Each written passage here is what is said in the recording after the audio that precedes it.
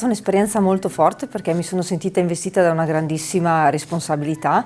Era il primo anno e mezzo, insomma, di mandato come sindaco, quindi non avevo mai provato un'esperienza simile, non avrei neanche mai immaginato di provarla. All'inizio il sentimento è stato di angoscia e di paura perché non si capiva bene durante la notte realmente quale fosse la portata dell'evento. Poi con le luci del giorno ci siamo resi conto della devastazione che aveva colpito un po' tutto il territorio di Auronzo di Cadore e pian piano abbiamo cercato di superare questo sentimento di impotenza che devo dire è durato quasi per 3 giorni, perché in assenza di comunicazioni telefoniche, in assenza di energia elettrica, non avevamo alcuna comunicazione con l'esterno che ci dicesse quali fossero le reali condizioni, quindi eravamo isolati dal punto di vista della viabilità. Appunto c'era il blackout elettrico e solamente il mercoledì seguente, insomma, sono arrivati i primi aiuti da parte della protezione civile regionale, nazionale e anche del personale dell'esercito con i mezzi dell'esercito.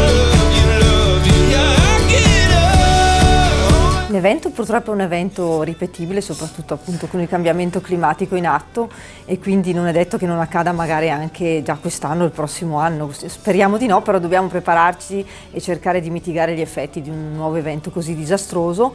Quindi ci sono degli interventi che vanno fatti subito senza aspettare l'estate, soprattutto quelli sugli alvei dei fiumi, dei torrenti, per evitare frane, oppure con precipitazioni copiose ci potrebbero essere dei disastri davvero importanti per la popolazione stessa.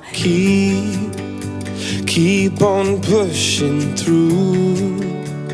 Non sono certamente un'esperta di finanza, però vedere che la finanza va nella direzione dell'ambiente, della sostenibilità ambientale è sicuramente qualcosa di molto positivo, e soprattutto gettando lo sguardo alle generazioni future, e quindi investire sempre più in progetti che proteggono e salvaguardano il nostro ambiente. E ricordo che le Dolomiti sono anche patrimonio dell'umanità UNESCO, quindi è un ambiente particolarmente prezioso ma anche molto fragile.